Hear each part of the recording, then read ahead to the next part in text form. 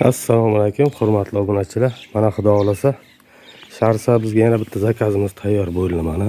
Travertin fason 06 kvadratdan har biri. Xudo xolasa devorga montaj qilinganda tipi travertin bo'ladi.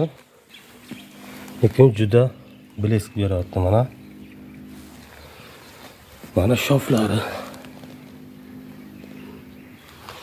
Xudo xolasa ana shunaqa terib ketaveradi mana. Shofiga tushadi mana.